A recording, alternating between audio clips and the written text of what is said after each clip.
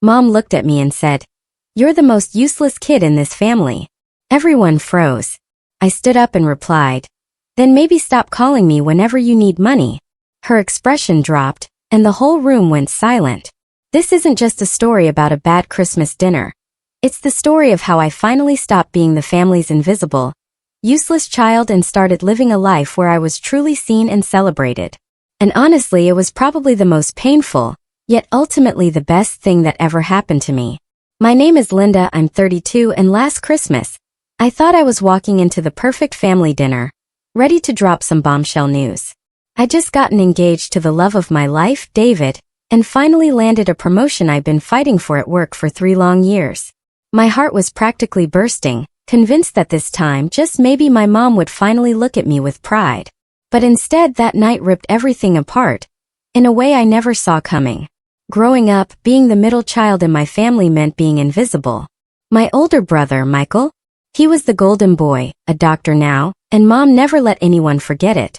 My younger sister, Karen, the precious baby who got away with everything, and now she's a successful lawyer. And then there was me, Linda, stuck right in the middle, desperately trying to earn even a fraction of the attention and love they seemed to get effortlessly. From the time I was old enough to understand, I knew I had to work twice as hard for half the recognition. Michael brought home BS, and it was a triumph. I had to maintain straight as just to get a nod. Karen would throw a tantrum, break something, and it was cute. She was just expressing herself. If I so much as raised my voice, I was being disrespectful and needed an attitude adjustment. I remember pouring countless hours into part-time jobs in high school, tutoring younger kids. Not because we needed the money, but because I thought if I contributed financially, maybe my parents would see my value. I saved every penny to buy Mom flowers, jewelry, thoughtful Christmas gifts I'd spent weeks picking out. Michael and Karen would grab something last minute from the mall, and somehow their gifts always got the biggest smiles and the longest hugs. It was crushing. College was supposed to be my fresh start, my chance to prove myself in a field I was passionate about. I chose marketing. I loved the creativity, the strategy, the way you could tell a story that connected with people. But when I told my family, my mother's face fell like I just announced I was dropping out entirely. "Marketing," she said, her voice dripping with disappointment. "That's not a real career, Linda. That's just playing with pretty pictures and slogans. Why can't you be more like Michael, something that actually helps people? Or like Karen, something that requires real intelligence and makes a difference?"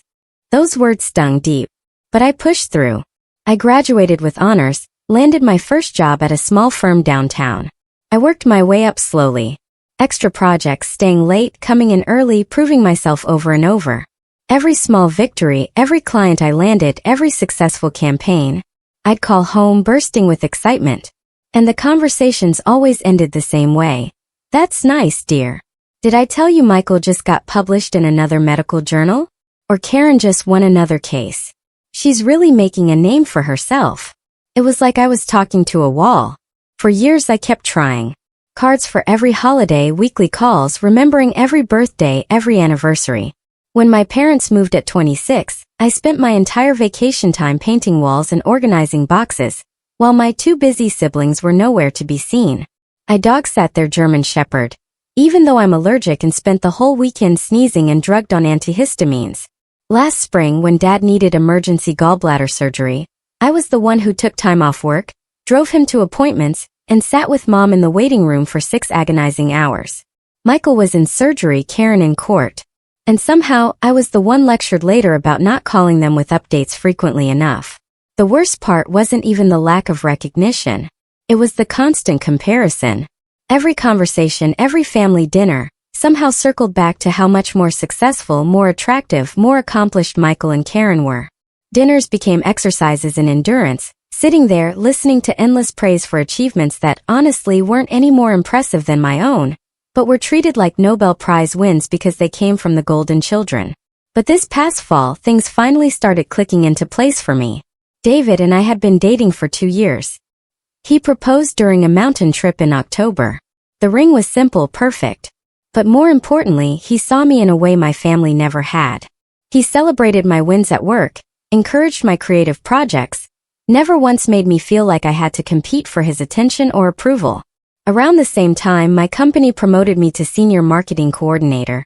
A big jump in salary, and I'd be leading my own team. It was everything I'd worked for. And for the first time in my adult life, I felt genuinely proud. I couldn't wait to share both pieces of news with my family at Christmas. This time I thought this time would be different.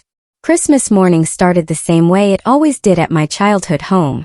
The house was decorated exactly the same for 20 years: white lights, red and gold ornaments, the same angel topper since I was 5.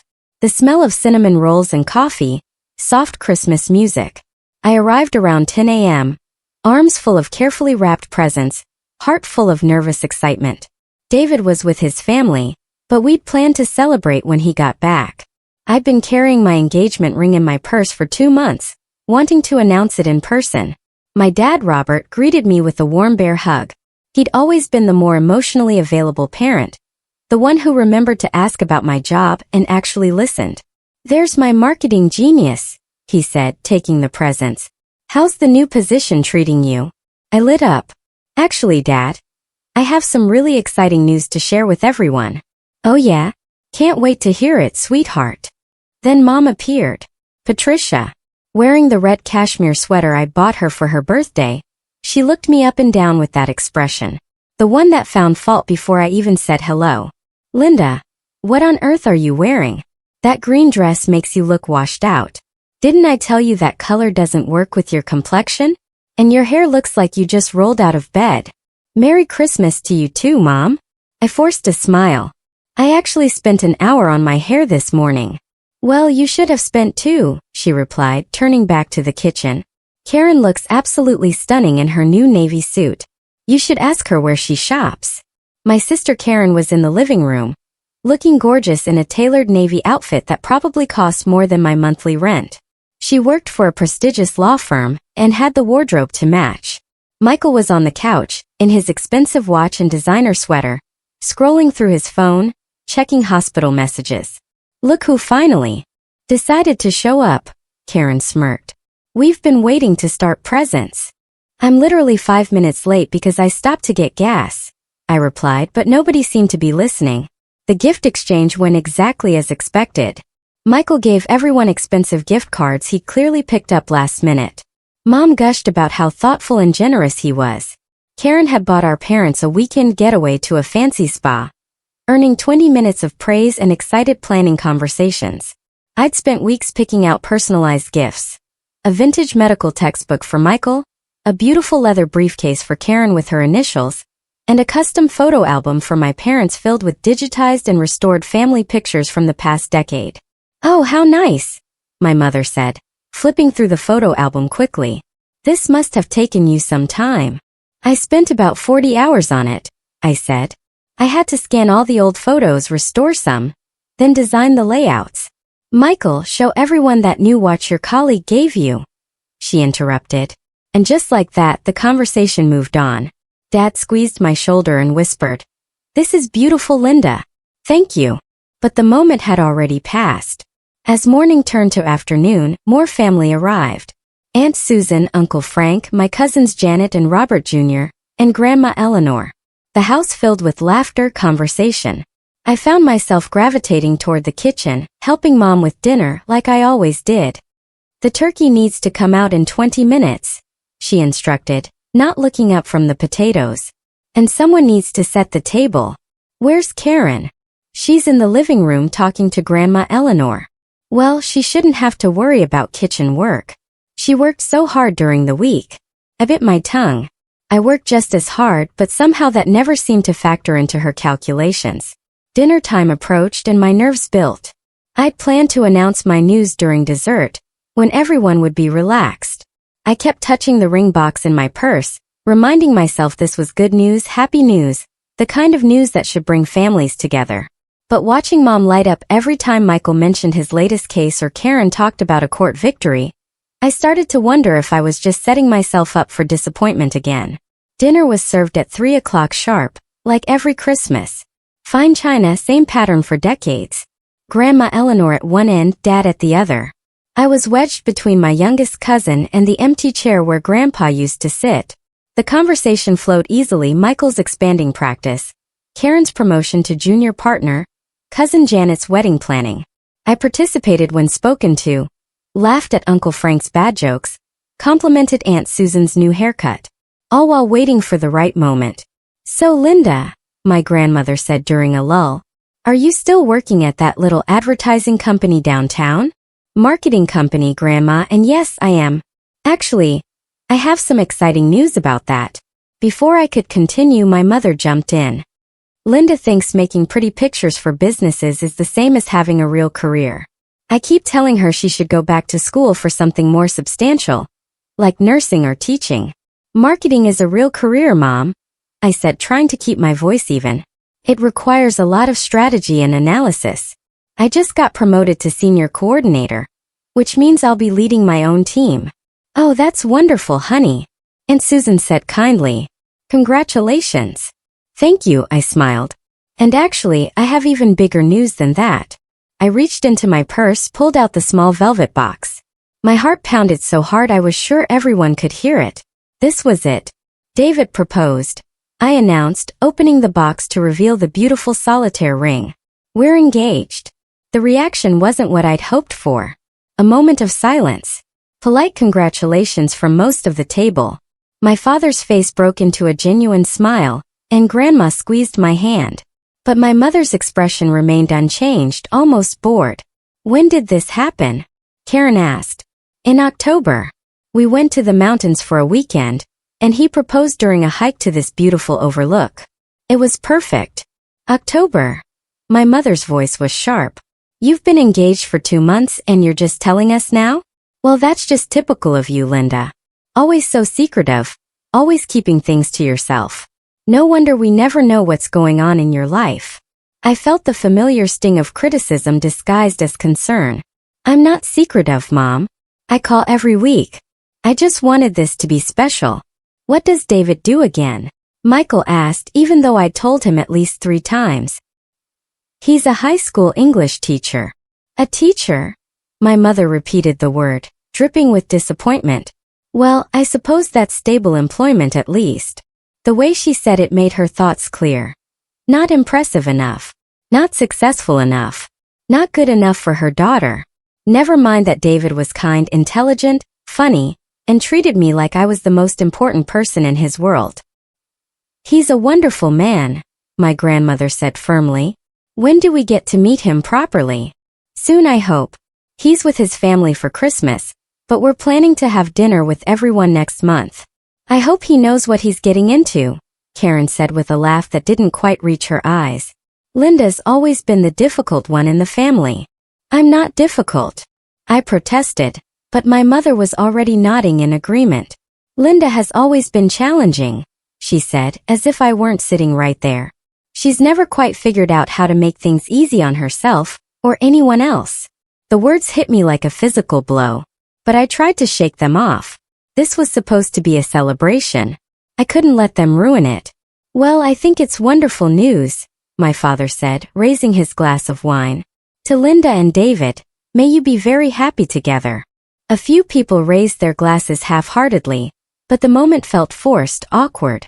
The conversation quickly moved on. I found myself sitting there, the ring box still in my hands, feeling smaller and more insignificant than ever. As dessert was served, my mother launched into a detailed account of Michael's latest achievements. Featured in a medical journal, invited to speak at a Chicago conference, being considered for a position at University Hospital. Each accomplishment was described in glowing detail, her pride practically radiating across the table. "And Karen," she continued without missing a beat, "just won the biggest case of her career. The settlement was in the 6 figures, and the senior partners are talking about fast-tracking her to full partner." "That's amazing," I said, genuinely meaning it. "Congratulations, Karen." "Thanks," she said, but her attention was already back on her phone. I sat there, listening to the praise heaped on my siblings, waiting for someone to circle back to my engagement or promotion. Never happened. It was as if I'd never spoken. As if my news didn't matter enough to warrant more than a few seconds of attention. That's when my mother looked directly at me and said the words that would change everything between us forever. "You know, Linda, I've been thinking about this engagement of yours, and I have to be honest. I'm worried about David. I mean, what kind of man proposes to you? The table went quiet. Even my cousins looked up from their phones. What do you mean? I asked, though I was afraid I already knew. Well, let's be realistic here. You're 32. You work in a job that barely pays the bills. You live in that tiny apartment, and you've never really accomplished anything significant. You're the most useless child we have. I just hope David realizes what he's signing up for before it's too late. The silence that followed was deafening. I could feel every pair of eyes staring at me, waiting to see how I would react. Aunt Susan looked horrified. My father was shaking his head in disbelief.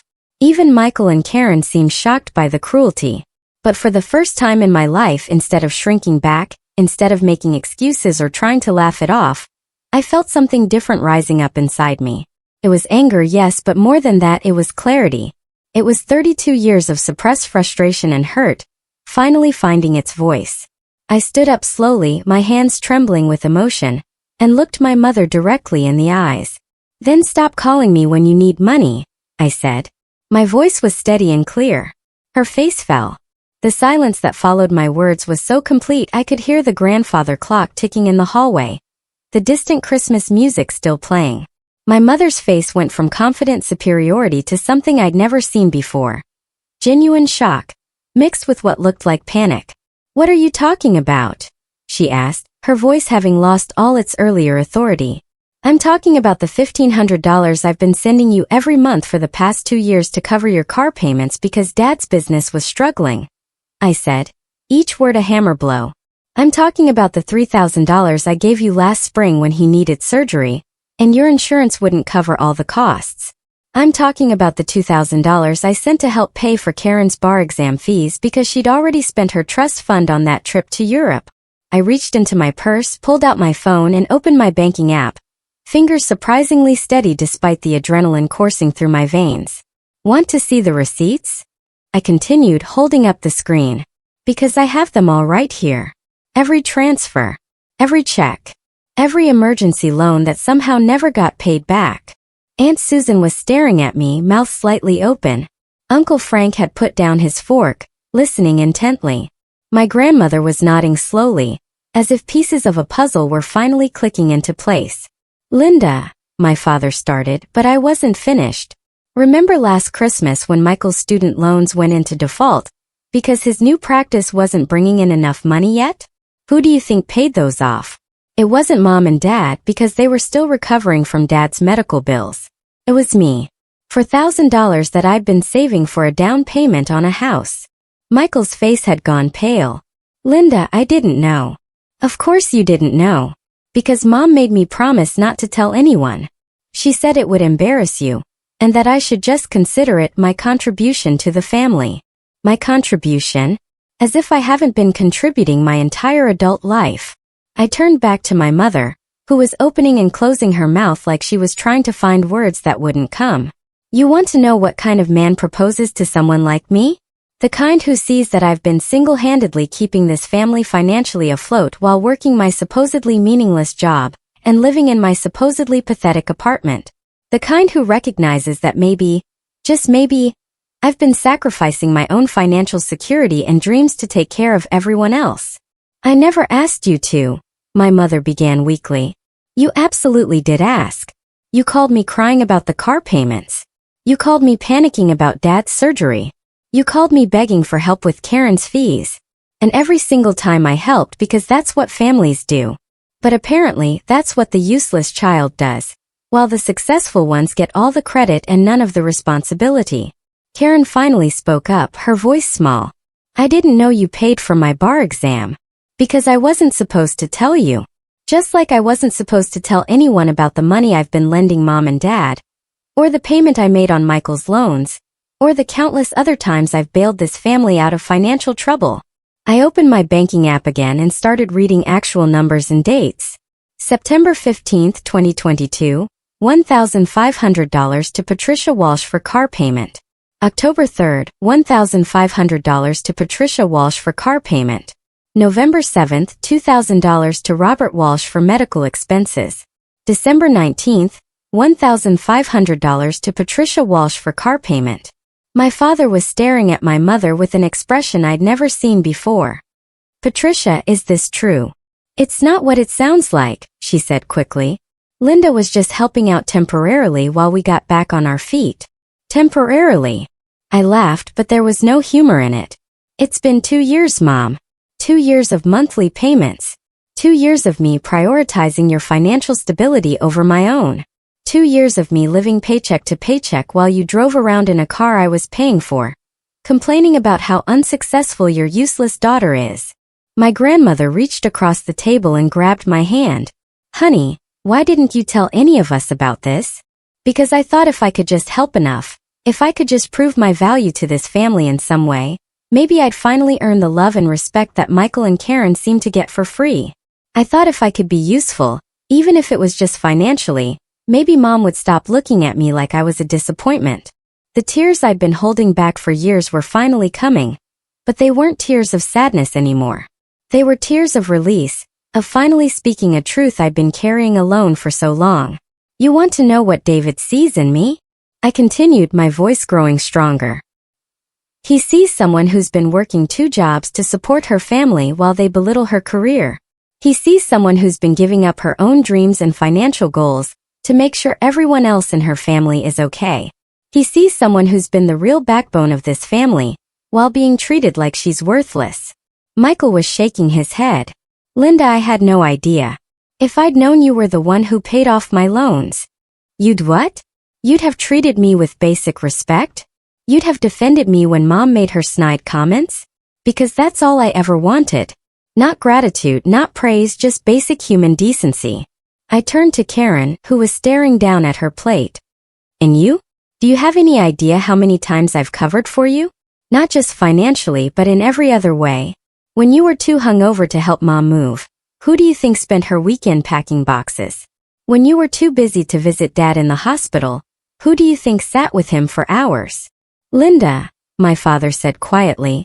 I'm so sorry. I had no idea your mother was asking you for money. She made me promise not to tell you.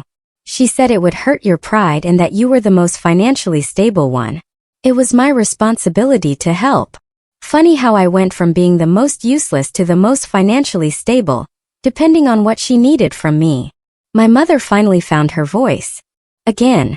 You're being dramatic, Linda. Families help each other. That's what we do. No, Mom. What families do is support each other emotionally and treat each other with respect.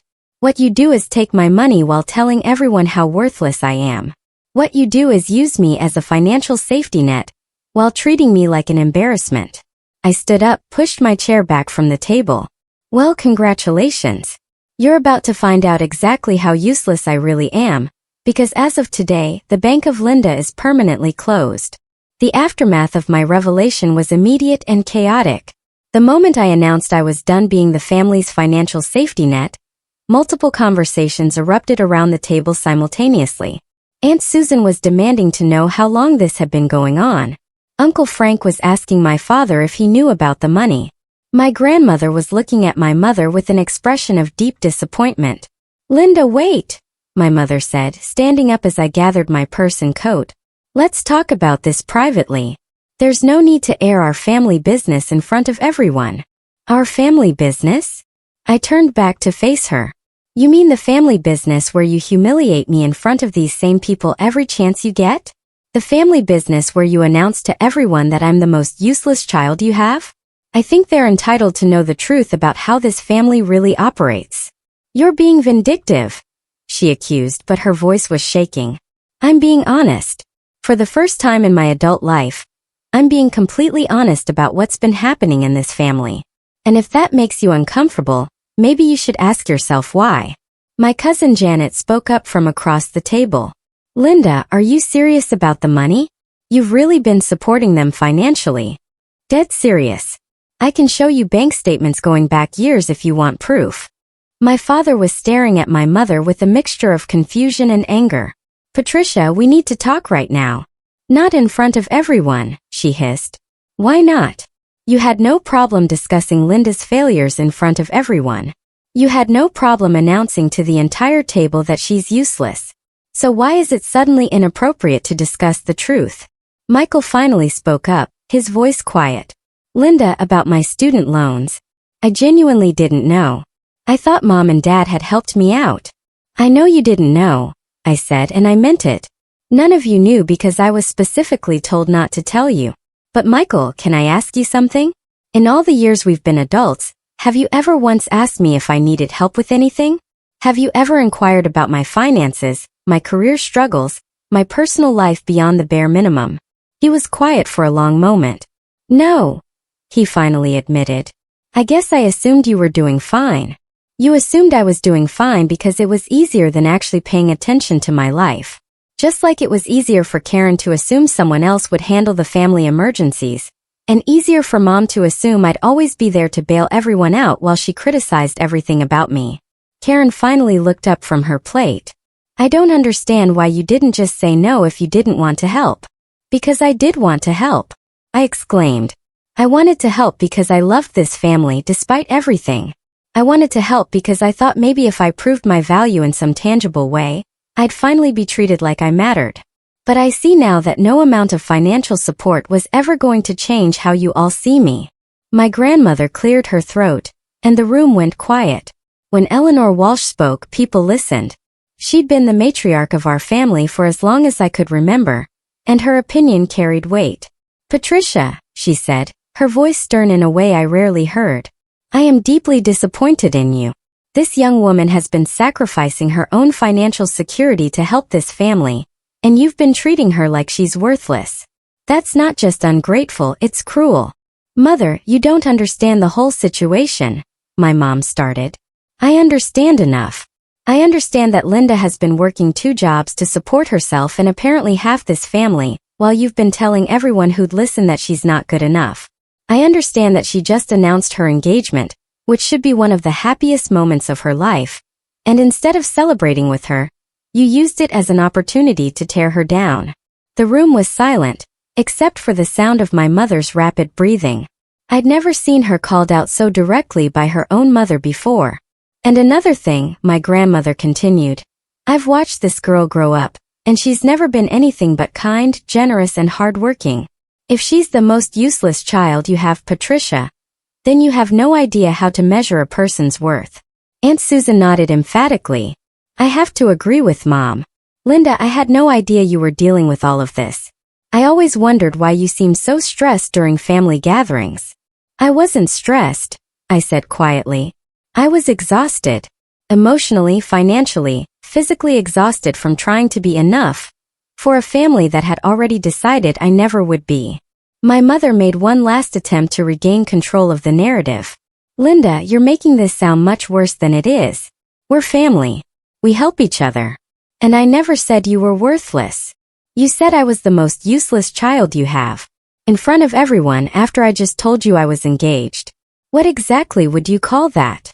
She opened her mouth but no words came out. You know what, Mom? It doesn't matter anymore. I'm done trying to earn your approval. I'm done sacrificing my own happiness and financial security for people who don't even see me as a real person. I'm done being the family safety net while being treated like the family disappointment. I walked toward the door but turned back one more time. My wedding is going to be beautiful. David and I are going to build a wonderful life together. And we're going to do it without the constant criticism and emotional manipulation that I've been accepting as normal for the past 32 years. Anyone who wants to be part of that life, with respect and kindness, is welcome. Anyone who doesn't can keep my phone number for emergencies, but don't expect me to answer. And with that, I walked out of my childhood home, leaving behind a table full of shocked faces, and a mother who was finally experiencing what it felt like to be the one left speechless. The week following Christmas was unlike anything I'd ever experienced. My phone started ringing before I even made it home that evening, and it didn't stop for days. But for the first time in my adult life, I wasn't answering every call immediately. I wasn't dropping everything to manage other people's emotions or solve their problems. David had flown back from Portland 2 days early when I called him, crying from my car in my parents' driveway. He found me sitting on my couch at 11 p.m. that night, still in my Christmas dress, staring at my phone as it buzzed. I can't believe I actually did that, I kept saying. I can't believe I finally said all of that out loud. I can, he said, pulling me close.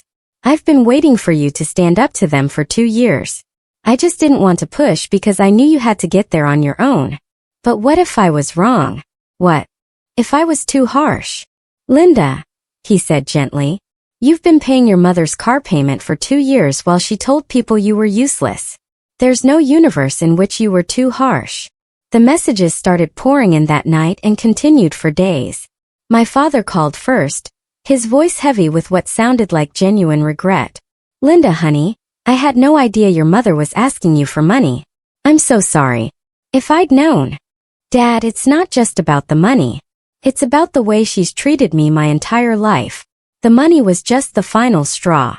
I know, sweetheart. I've been thinking a lot about that since you left. And you're right. I should have stood up for you more over the years.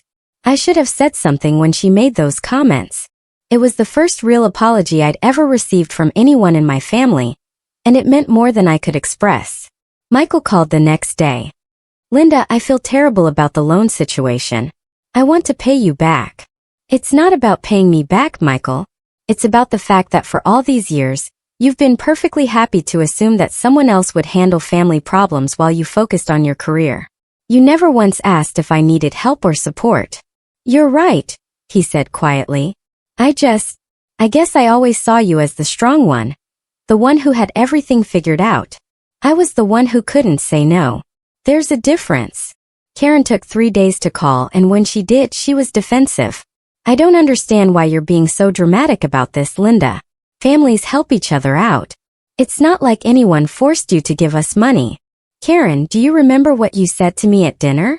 You said I was the difficult one in the family. Do you have any idea how that felt, coming right after Mom called me useless? I was just joking around. It wasn't a joke to me. It never is.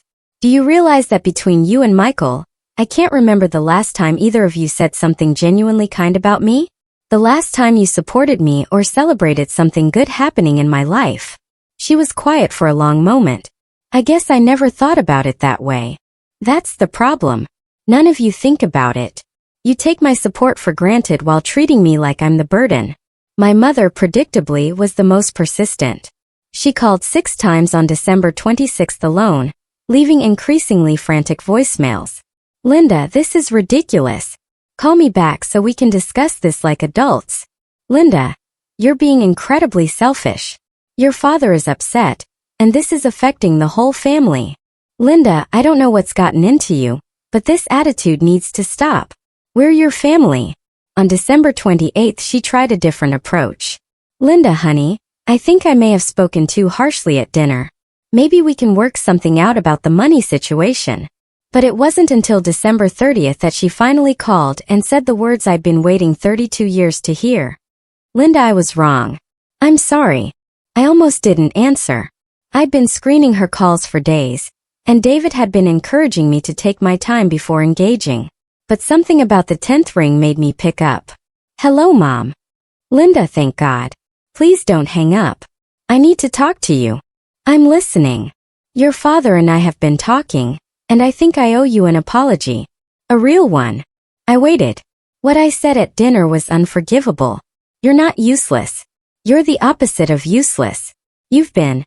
God, Linda, you've been holding this family together, and I've been treating you terribly. It was the closest thing to a genuine apology I'd ever received from her. But I wasn't ready to let my guard down completely. Mom, it's not just what you said at dinner. It's been a pattern my entire life. The constant criticism, the comparisons to Michael and Karen, the way you dismiss my career and my accomplishments. I know, she said, and her voice was shaking. I know, and I don't have a good excuse for it. I think maybe I saw myself in you, and I was harder on you because of it. What do you mean? I was the middle child too. I know what it's like to feel invisible, and instead of protecting you from that feeling, I think I made it worse. I think I pushed you harder because I wanted you to be stronger than I was. It wasn't a complete explanation, and it certainly wasn't an excuse, but it was the first time my mother had ever shown me any real vulnerability or self-awareness. The money stops, Mom. All of it. No more car payments, no more emergency loans, no more bailing anyone out. I understand. You're right to stop. We never should have put that burden on you. And the criticism stops too. I'm not going to tolerate being belittled anymore, especially in front of other people. Okay, I'll try to do better. Don't try, Mom. Do better. Because if you can't, then David and I will build our life without this family's involvement. It was an ultimatum, but it felt necessary. For the first time in my life, I was setting real boundaries with consequences I was prepared to enforce.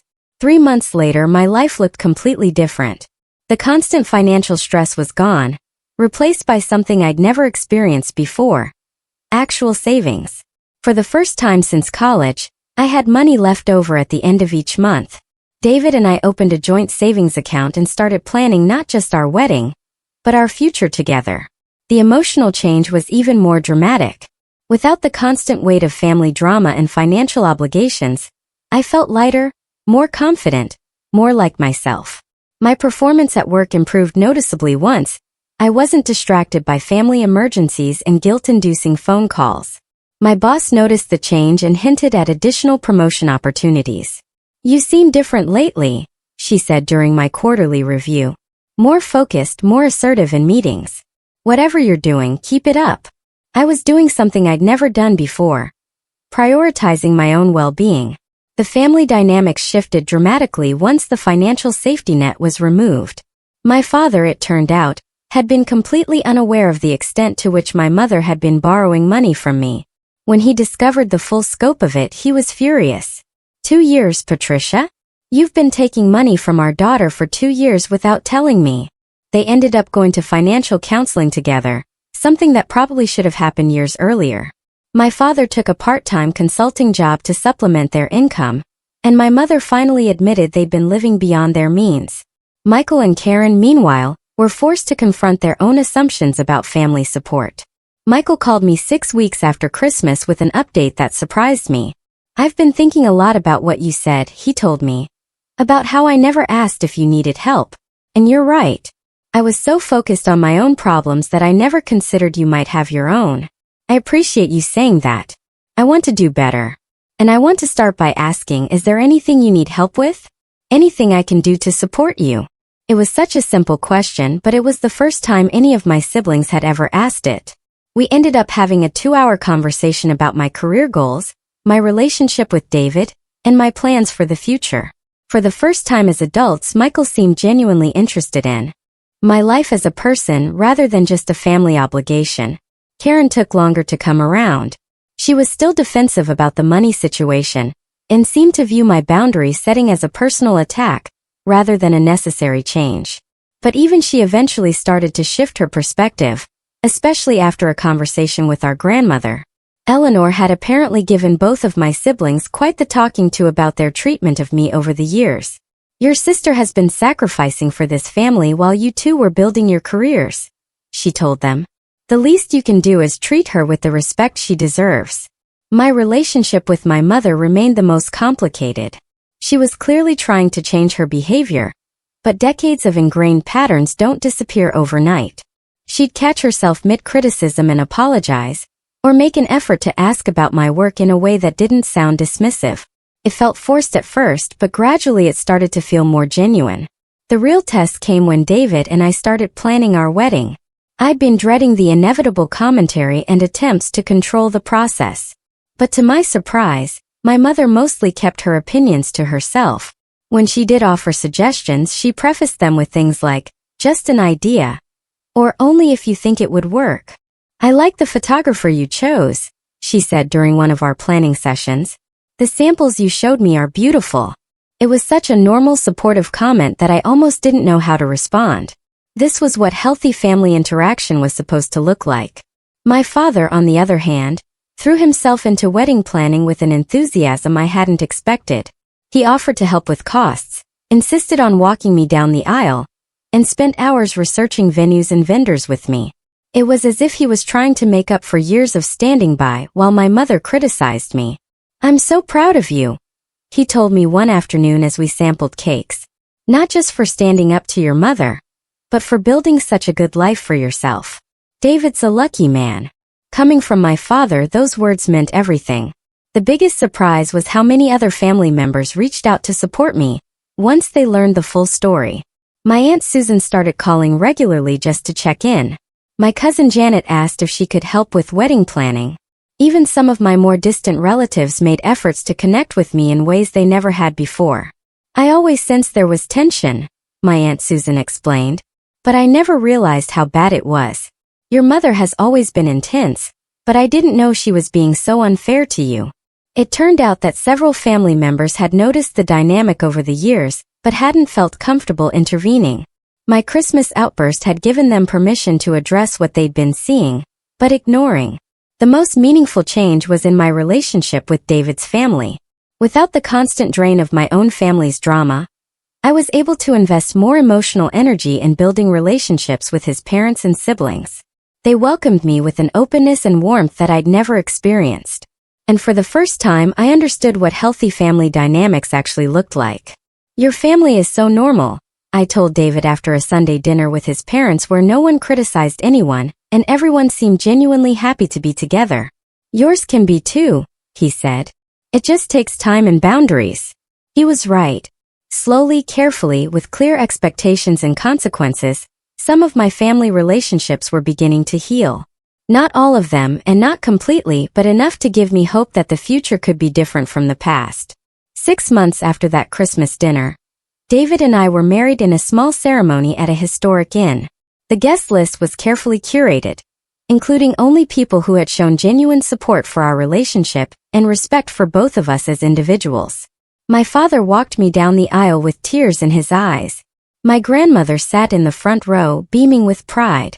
My mother was there too, dressed beautifully and behaving perfectly, but I could see the effort it was taking her to hold back her usual commentary. Michael and Karen both attended and even seemed genuinely happy for us.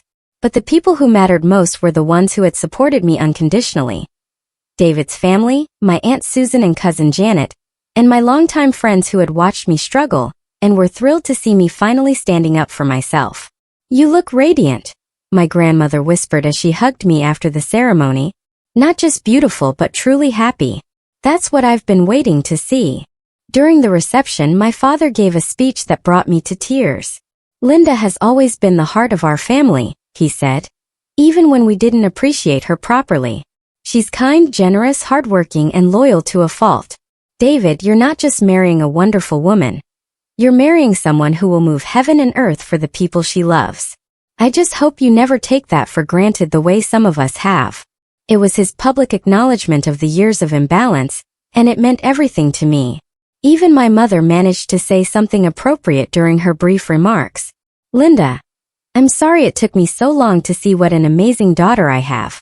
I hope you and David build a beautiful life together. It wasn't a complete repair of our relationship, but it was progress. The most important moment of the day, though, came during our first dance. As David and I swayed to music in front of all the people who truly cared about us, I realized that I felt something I'd never felt before at a family gathering. Completely, genuinely happy. No regrets. David whispered in my ear. None, I said, and I meant it completely. The months that followed were a revelation. Marriage to David was everything I'd hoped it would be and more. We bought a house together, using the money I'd been able to save once I stopped subsidizing my family's lifestyle. We traveled. We entertained friends. We built traditions that were ours alone. My career flourished in ways I'd never imagined possible. Without the constant emotional drain of family drama, I had energy to invest in my work that I'd never had before. I led successful campaigns, built strong relationships with clients, and earned the promotion my boss had hinted at. The girl who had been called useless was now running her own department. Some family relationships continued to improve gradually. My father and I developed a genuine friendship, talking regularly about everything from work to books to his new hobby of woodworking. Michael made real efforts to be present in my life, calling to check in and even asking for my advice on personal matters.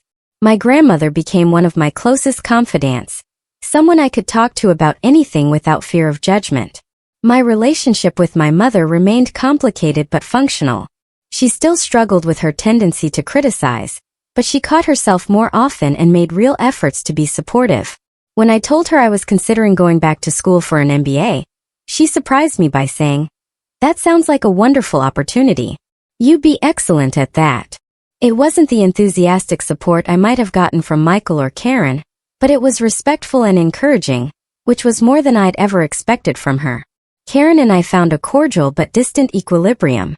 We were polite at family gatherings and exchanged pleasantries, but we never developed the close relationship I'd hoped for. That was okay though. I'd learned that not all family relationships can be fixed, and that's not necessarily a reflection of personal failure. The most profound change was internal. For the first time in my adult life, I wasn't constantly seeking approval or trying to prove my worth. I knew who I was, what I'd accomplished, and what I brought to my relationships. David's love and respect had shown me what it felt like to be valued for who I truly was. And I'd learned to value myself the same way. One evening, almost a year after our wedding, David and I were having dinner when my phone rang. It was my mother, which wasn't unusual by then, but something in her voice was different. "Linda, I need to tell you something," she said. "Your father and I were at the grocery store today, and I ran into Mrs. Henderson from down the street. She was asking about you, and I found myself telling her about your promotion and your new house and how proud I am of you. And then I realized, I don't think I've ever actually told you that." "Told me what, Mom?" "That I'm proud of you. That I've always been proud of you, even when I was too stubborn or too focused on what I thought success should look like to admit it. You're an incredible woman, Linda. You're kind and strong and successful and generous, and I'm sorry it took me so long to say that out loud. It was the conversation I'd been waiting for my entire life. And it came at a time when I no longer needed it to feel complete. But that made it even more meaningful because it felt genuine rather than desperate." "Thank you, Mom," I said. "That means a lot. I love you, sweetheart. I should have been saying that more often, too. I love you, too." After I hung up, David looked at me with a smile. "How does it feel?" "Good," I said. And I was surprised to realize I meant it. "It feels really good. But also, I think I would have been okay either way." And that was the real victory. Not that my family had finally learned to treat me with respect, though that was wonderful. The real victory was that I'd learned to respect myself enough to demand better treatment, and to build a life that didn't depend on their approval for my happiness. I'd learned that sometimes the most loving thing you can do for yourself, and for others, is to stop accepting unacceptable behavior. I'd learned that financial independence and emotional independence go hand in hand. Most importantly, I'd learned that the family you choose can be just as important as the family you're born into, and that surrounding yourself with people who see your worth doesn't make you selfish. It makes you whole. The little girl who had spent her childhood trying to earn love had grown into a woman who knew she was worthy of love just as she was. And that made all the difference in the world.